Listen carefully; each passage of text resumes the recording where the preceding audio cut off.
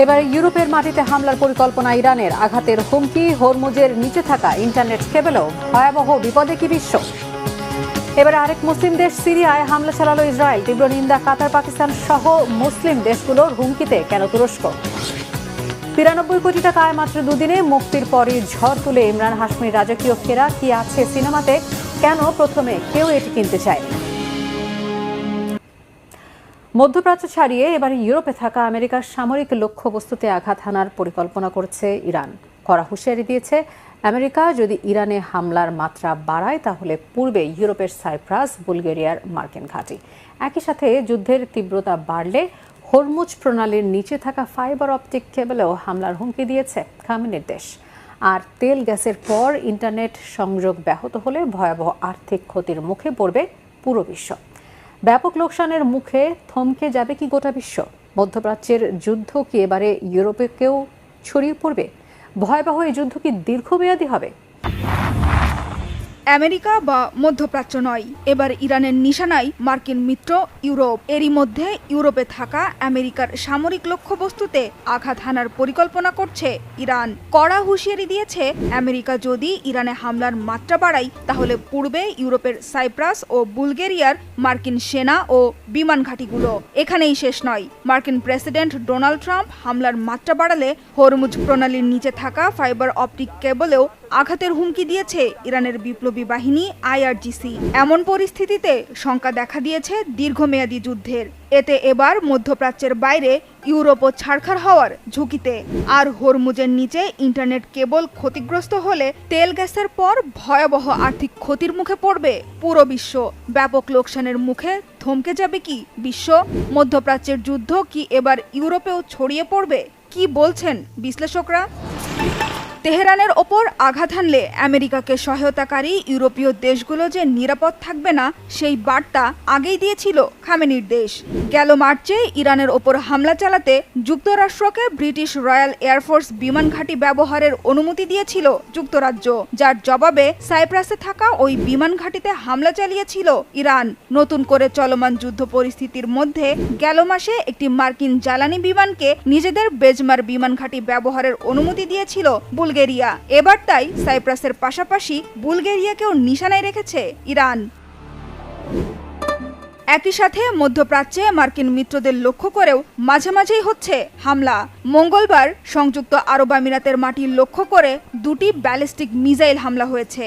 এর জেরে এরই মধ্যে তেহরানের সাথে অনির্দিষ্টকালের জন্য সব ধরনের বাণিজ্য বন্ধের ঘোষণা দিয়েছে আবুধাবি। আরব আমিরাতের পররাষ্ট্র মন্ত্রণালয় জানিয়েছে, আবুধাবির বিমান প্রতিরক্ষা ব্যবস্থা ইরান থেকে ছোড়া দুটি ব্যালিস্টিক মিসাইল শনাক্ত করেছে। একটি ক্ষেপণাস্ত্র দেশটির জলসীমার বাইরে এবং অন্যটি জলসীমার ভেতরে ভূপাতিত করা হয়েছে। মিসাইলগুলো বাণিজ্যিক নৌযান লক্ষ্য করে নিক্ষেপ করা হয়েছিল।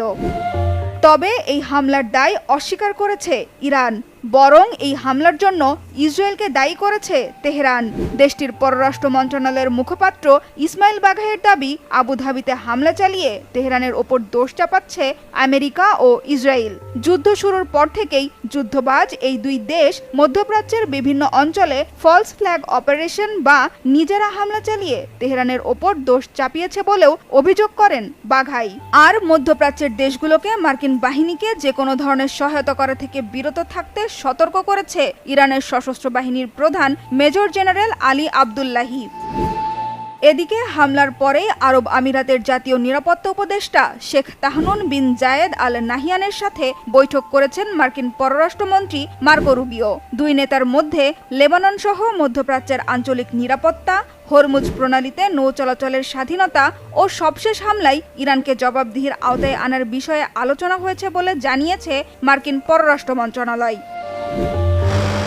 শেষ পর্যন্ত কোন দিকে যাচ্ছে ইরান আমেরিকা যুদ্ধ পরিস্থিতি? হামলা বন্ধ থাকলেও চলছে কথার লড়াই। গেল 5 মাসের মধ্যে প্রথমবার আলোচনায় বসতে ইরানকে অনুরোধ করছে যুক্তরাষ্ট্র। প্রেসিডেন্ট ট্রাম্প তেহরানের সব শর্ত মেনেই আলোচনায় বসতে চান বলে জানিয়েছেন ইরানের পররাষ্ট্রমন্ত্রী আব্বাস আরাকচি। একই সুর পার্লামেন্ট স্পিকার বাগের গালিবাফের কণ্ঠেও।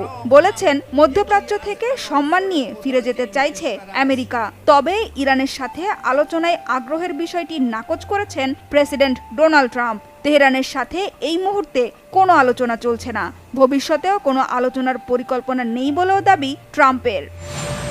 তাই ইরান যুদ্ধ কোন দিকে মোড় নিচ্ছে তা এখনো অনিশ্চিত। এদিকে যুক্তরাষ্ট্রের নিষেধাজ্ঞা ও সামরিক উত্তেজনার মুখে চরম অর্থনৈতিক সংকটে পড়েছে ইরান। হরমুজ প্রণালী বন্ধ থাকার ফলে পণ্য আমদানি থমকে গিয়ে অচল হয়ে পড়েছে রাজধানী তেহরানের ঐতিহাসিক গ্র্যান্ড বাজার। একদিকে হু হু করে বাড়ছে নিত্যপণ্যের দাম, অন্যদিকে তেল বিক্রি বন্ধ হয়ে তলানিতে ঠেকেছে সরকারি রাজস্ব। চরম লোকসানের মুখে ব্যবসা গুটিয়ে নিচ্ছেন ব্যবসায়ীরা। আমেরিকার বিরুদ্ধে মাথা উঁচু করে টিকে আছে মধ্যপ্রাচ্যের মুসলিম দেশ ইরান। পশ্চিমাদের নাকানি চুবানি খাওয়ালেও দেশটির অর্থনীতি এখন চরম বিপদে। রাজধানী তেহরানের 100 বছরের পুরনো গ্র্যান্ড বাজারে হ্রাস পেয়েছে ক্রেতাদের আনাগোনা।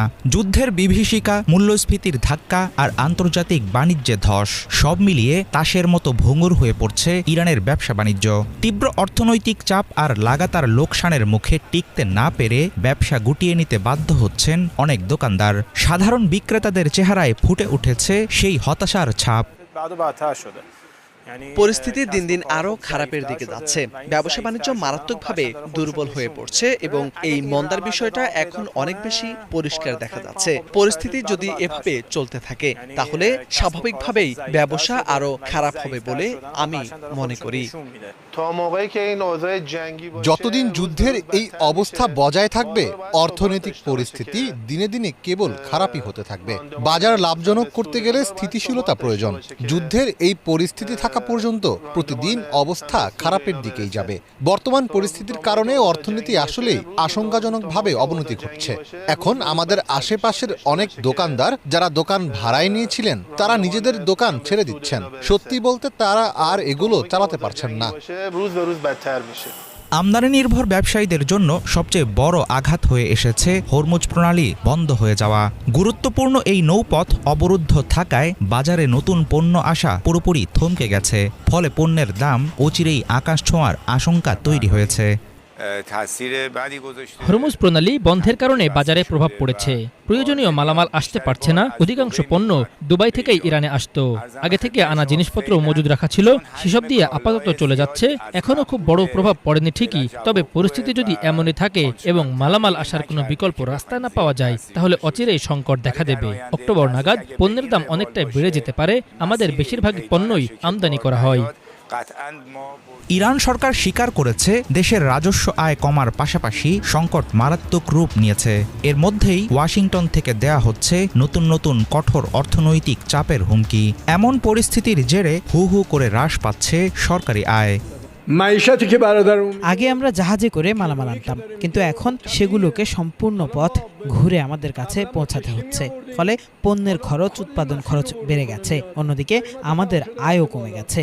আমরা আগে তেল বিক্রি করতাম, কিন্তু এখন আর তা বিক্রি করতে পারছি না। শত্রুরা আমাদের অনেক কারখানা ধ্বংস করে দিয়েছে। ফলে আমরা আগের মতো তাদের কাছ থেকে ট্যাক্স বা কর আদায় করতে পারছি না। বরং এসব কলকারখানা চালু রাখার জন্য উল্টো সরকারকেই টাকা দিতে হচ্ছে। চলমান সংঘাতের কারণে মধ্যপ্রাচ্যে বিরাজ করছে তীব্র উত্তেজনা। দীর্ঘ অনিশ্চয়তা ও যুদ্ধের সরাসরি প্রভাব পড়ছে ইরানের অর্থনীতি ও সাধারণ মানুষের জীবনযাত্রায়। ইরান, ফিলিস্তিন, লেবাননের পর এবারে আরেক মুসলিম দেশ সিরিয়ায় হামলা চালিয়েছে বর্বর ইসরায়েল। মধ্যপ্রাচ্যে নতুন করে সহিংসতা ছড়ানোর মিশনে বিনা উস্কানিতে সিরিয়ায় এই হামলা চালানোয় ইসরায়েলের তীব্র নিন্দা জানিয়েছে পাকিস্তান, কাতার সহ একাধিক মুসলিম দেশ। এখনই মুসলিম দেশগুলোকে সতর্ক হওয়ার আহ্বান জানিয়েছে ইরান। এমন অবস্থায় তুরস্কে বৈঠকে বসতে যাচ্ছে সৌদি আরবের নেতৃত্বাধীন প্রতিরক্ষা জোট। এই হামলাকে তুরস্কের জন্য প্রচ্ছন্ন হুমকি কেন বলা হচ্ছে? এবারে কি তেল আবিবকে ঠেকাতে কঠিন ঐক্য গড়তে পারবে মুসলিম দেশগুলো, নাকি আবারও ব্যর্থ হবে? অস্ত্রের লড়াই থামিয়ে তৃতীয় সপ্তাহেও চলছে ইরান আর যুক্তরাষ্ট্রের বাকযুদ্ধ। সংযুক্ত আরব আমিরাতের দিকে ক্ষেপণাস্ত্র ছোড়ার অভিযোগ নাকচ করে ইসরায়েলের দিকে ইঙ্গিত করেছে তেহরান। এই সুযোগে সিরিয়ায় বিমান ঘাঁটিতে ইসরায়েলের হামলার কারণে ঘাড়ে নিঃশ্বাস ফেলছে নয়া আঞ্চলিক যুদ্ধের আশঙ্কা। ইসরায়েলের এমন বেপরোয়া পদক্ষেপে চরম নিন্দা জানিয়েছে পাকিস্তান, কাতার সহ একাধিক মুসলিম দেশ। এখন ইসরায়েলের বিরুদ্ধে কঠিন পথে হাঁটবে কি সৌদির নেতৃত্বাধীন সামরিক জোট? সিরিয়ায় হামলা কেন তুরস্কের জন্য হুমকি? সিরিয়ার ইদলিবে আবু আল দুহুর বিমান ঘাঁটিতে অন্তত ৮ দফা বিমান হামলার খবর দিয়েছে স্থানীয় রাষ্ট্রীয় টেলিভিশন এখবারিয়া। মঙ্গলবারের ওই হামলাকে আন্তর্জাতিক আইনের সুস্পষ্ট লঙ্ঘন উল্লেখ করে বিবৃতি দিয়েছে কাতার আর পাকিস্তানের পররাষ্ট্র মন্ত্রণালয়। মধ্যপ্রাচ্যে একাধিক দেশে ইসরায়েলি বাহিনীর সার্বভৌমত্ব লঙ্ঘনের নজির টেনে তীব্র প্রতিবাদ জানিয়েছে কাতার। একে বিনা উস্কানিতে হামলা উল্লেখ করে আঞ্চলিক শান্তি ও স্থিতিশীলতার জন্য হুমকি বলেছে পাকিস্তান। এমন পরিস্থিতিতে তুরস্কের পররাষ্ট্রমন্ত্রী হাকান ফিদানের সাথে ফোনালাপ করেছেন পাকিস্তানের পররাষ্ট্রমন্ত্রী ইসাকদার। আঞ্চলিক স্থিতিশীলতা বিনষ্ট করতে ইসরায়েলের অপতৎপরতা মোকাবেলার কৌশল নিয়ে আলোচনা করেন তারা। উদ্ভূত পরিস্থিতিতে এই মাসের শেষে ইস্তাম্বুলে জরুরি বৈঠকে বসতে যাচ্ছেন সদ্য গঠিত প্রতিরক্ষা জোট সৌদি আরব, তুরস্ক, পাকিস্তান আর মিশরের পররাষ্ট্রমন্ত্রীরা। ইসরায়েলি চক্রান্ত নিয়ে মুসলিম দেশগুলোকে আবারও সতর্ক করেছেন ইরাক সফরে যাওয়া ইরানের পার্লামেন্ট স্পিকার বাঘের গালিবাফ। বিগত বছরগুলোতে আমরা বলে এসেছি যে প্রতিরোধের এই বয়ান ইরান, ইরাক ও এই অঞ্চলের সীমানা ছাড়িয়ে বিশ্বব্যাপী ছড়িয়ে পড়েছে। আজ জয়নবাদীদের কুৎসিত বাস্তবতা বিশ্বের মানুষের কাছে স্পষ্ট হয়ে উঠেছে। ইসরায়েল যে মানবতার শত্রু আরও শক্তভাবে স্বীকৃতি পাচ্ছে। তুরস্কের সীমান্তবর্তী সিরিয়ার বিমান ঘাঁটিতে ইসরায়েলের হামলার উদ্দেশ্য ভিন্ন। এর মূল লক্ষ্য তুরস্ককে পরোক্ষ হুমকি দেয়া, এমনই মনে করছেন তুরস্ক আর সিরিয়ায় দায়িত্বপ্রাপ্ত মার্কিন রাষ্ট্রদূত টম বারাক। দ্য জেরুজালেম পোস্টে দেয়া সাক্ষাৎকারে তিনি জানিয়েছেন, হামলার আগে ঘুণাক্ষরেও টের পায়নি আঙ্কারা। তাই এটি ইসরায়েলের জন্য পরীক্ষামূলক আর তুরস্কের জন্য গুরুতর সতর্কবার্তা। টম বারাকের ধারণা, হামলা আঁচ করে তুরস্কের ফাইটার জেটগুলো উড়াল দিলে, পাল্টা সামরিক ব্যবস্থা নিলে পরিস্থিতি ভয়াবহ হতো। সিরিয়ার সীমান্তের ভেতরে তুরস্ক সেনা মোতায়েন করতে যাচ্ছে ইসরায়েলের প্রধানমন্ত্রী বেনিয়ামিন নেতানিয়াহুর দপ্তরের দেয়া এমন বিবৃতি নাকচ করে জবাব দিয়েছে তুরস্কের প্রেসিডেন্ট রেসিপ তাইপ এরদোয়ানের দপ্তর। বলা হয়েছে, বেআইনি হামলাকে জায়েজ করতে আঙ্কারার বিরুদ্ধে এমন অনুমান নির্ভর তথ্য দিচ্ছে তেল আবিব। আরো বলা হয়েছে, এটি ইসরায়েলের আসন্ন নির্বাচনে ফলাফলে প্রভাব বিস্তারের জন্য সম্প্রসারণবাদী ও অস্থিতিশীল নীতির বাস্তবায়ন। এছাড়া একে যুক্তরাষ্ট্র তুরস্কের সম্পর্ক উন্নয়নে নাখোশ ইসরায়েলের চক্রান্ত বলেও মনে করছেন বিশ্লেষকরা। গত মাসেই ন্যাটো সম্মেলনের ফাঁকে তুরস্কের প্রেসিডেন্ট এরদোয়ানের সাথে বৈঠক করেন আমেরিকার প্রেসিডেন্ট ট্রাম্প। ঘোষণা দেন আঙ্কারার কাছে অত্যাধুনিক মার্কিন F-35 যুদ্ধবিমান বিক্রি করবে ওয়াশিংটন। এদিকে ইরানের দুটি ক্ষেপণাস্ত্র প্রতিরোধ করা হয়েছে সংযুক্ত আরব আমিরাতের এমন অভিযোগ ভিত্তিহীন উল্লেখ করে ইসরায়েলের ফলস ফ্ল্যাগ অভিযানের ইতিহাসে নজর দিতে বলেছেন ইরানের পররাষ্ট্র মন্ত্রণালয়ের মুখপাত্র ইসমাইল বাঘাই। এই প্রসঙ্গে ইরাকের কুর্দিস্তান অঞ্চলে সোমবার আরেকটি ফলস ফ্ল্যাগ অভিযানের দিকে ইঙ্গিত করেছে তেহরান। সেদিন ড্রোন হামলায় কুর্দিস্তান অঞ্চলের প্রধানমন্ত্রী মাসরুর বারজানির কার্যালয়কে লক্ষ্যবস্তু করা হয়। সামাজিক মাধ্যম এক্সে দেয়া পোস্টে ইরানের পররাষ্ট্রমন্ত্রী আব্বাস আরাকচি বলেছেন, হামলাটি প্রতিবেশীদের মধ্যে বিভেদ সৃষ্টির অপচেষ্টা। শত্রুদের এমন ফলস ফ্ল্যাগ ষড়যন্ত্রের ব্যাপারে কুর্দি বন্ধুদের সতর্ক থাকতে বলেছেন তিনি। প্রতিবেশী দেশগুলোতে ইসরায়েলের বেপরোয়া সামরিক আগ্রাসনে তেল আবিবের বিরুদ্ধে চাপা অসন্তোষ দিনকে দিন আরও জোরালো হচ্ছে। একাধিক মুসলিম দেশের প্রতিরক্ষা চুক্তি আর উপসাগরীয় অঞ্চলে ইসরায়েলের প্রভাব বলয় দুর্বল হতে থাকায় জায়নবাদী শক্তির নজিরবিহীন পতনের অপেক্ষায় ইসরায়েলি বাহিনীর বর্বরতার ক্ষত বয়ে বেড়ানো ফিলিস্তিন আর লেবাননবাসী। ভারতের কলকাতা নিউ মার্কেট এলাকায় একটি হোটেলে ভয়াবহ আগুনে শিশুসহ অন্তত 9 জনের প্রাণহানি হয়েছে, আহত হয়েছে আরও 15 জন। এদিকে পররাষ্ট্র মন্ত্রণালয় জানিয়েছে, আগুনে নিহতদের মধ্যে 5 বাংলাদেশের পরিচয় নিশ্চিত হওয়া গেছে। স্থানীয় সময় মঙ্গলবার দিবাগত রাত 2টার দিকে নিউ মার্কেটের কাছে মির্জা গালিব স্ট্রিটের হোটেলটিতে আগুন লাগে। ওই সময় হোটেলের বেশিরভাগ অতিথি ঘুমিয়েছিলেন। আগুন দ্রুত ছড়িয়ে পড়ায় কয়েকজন হোটেলের ভেতরে আটকা পড়েন। প্রাথমিকভাবে ধারণা করা হচ্ছে হোটেলের এসি বিস্ফোরণ থেকে আগুনের সূত্রপাত হতে পারে, তবে আগুনের প্রকৃত কারণ এখনও নিশ্চিত হওয়া যায়নি। আগুনের খবর পেয়ে দ্রুত ঘটনাস্থলে পৌঁছায় 4টি ফায়ার সার্ভিস গাড়ি। পাশাপাশি দুর্যোগ ব্যবস্থাপনা দলের সদস্যরাও সেখানে গিয়ে উদ্ধার কাজে যোগ দেন।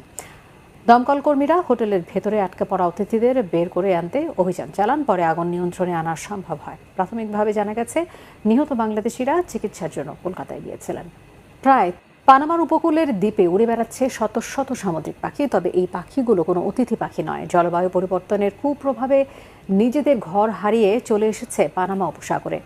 প্রশান্ত মহাসাগরে এল নিনোর প্রভাবে অস্বাভাবিকভাবে বাড়ছে সমুদ্রের পানির তাপমাত্রা, বিপন্ন হচ্ছে প্রকৃতি। দিন দিন এভাবেই ঘরবাড়ি হারিয়ে আর খাবারের অভাবে পৃথিবীর বুক থেকে চিরতরে হারিয়ে যাচ্ছে একের পর এক বিলুপ্তপ্রায় প্রাণী। কেন ঘটছে এমন বিপর্যয়? কি বলছেন পরিবেশ ও প্রাণী বিশেষজ্ঞরা? পানামার উপসাগরের ছোট্ট দ্বীপ আর আকাশে উড়ে বেড়াচ্ছে শত শত সামুদ্রিক পাখি। এরা পানামার অতিথি পাখি না, পেরু ও চিলির উপকূলের নিজ ঘর ছেড়ে কয়েক হাজার মাইল দূরের দেশ পানামায় ভিড় জমিয়েছে সামুদ্রিক এই পাখিরা। পানামার পেসো দে সান হোসে এবং এর আশেপাশের এলাকায় জুন মাস থেকে ৬০ থেকে ৪০০টি পর্যন্ত নীলপায়ের বুবি পাখি দেখা গেছে। পানামার ওডোবন সোসাইটি জানিয়েছে ২০১৪ থেকে ২০১৬ সালের এল নিনোর সময় যেখানে প্রায় ২০০টি পাখি দেখা গিয়েছিল, আর ২০২৩-এ এ সংখ্যাটি ছিল মাত্র ৬২। সেখানে এবারের এই রেকর্ড ৪০০ পাখির উপস্থিতি গবেষকদের চিন্তায় ফেলে দিয়েছে। পেরু ও চিলির শীতল ও পুষ্টি সমৃদ্ধ উপকূলের পরিচিত সামুদ্রিক পাখিরা তাদের চিরচেনা বসতবাড়ি ছেড়ে দলে দলে খুঁজছে নতুন বাসা। কেন ঘরবাড়ি হারাচ্ছে এই পাখিগুলো? বিজ্ঞানীরা বলছেন এর মূল রহস্য লুকিয়ে রয়েছে পানির নিচে। শক্তিশালী এল নিনো প্রশান্ত মহাসাগরের তাপমাত্রা বাড়িয়ে দিচ্ছে, যার প্রভাবে ঠান্ডা পানির হামবোল্ট কারেন্ট বা স্রোত উষ্ণ হয়ে পড়েছে। এর ফলে অ্যানোভেসি ও সার্ডিনের মতো ছোট মাছগুলো তাদের ঐতিহ্যবাহী প্রজনন ও খাবারের উৎস ছেড়ে দূরে সরে যাচ্ছে। আর খাবারের এই অভাবে বাধ্য হয়েই হাজার হাজার মাইল পাড়ি দিয়ে পানামায় চলে যাচ্ছে এই সামুদ্রিক নীলপায়ের বুবি পাখিরা।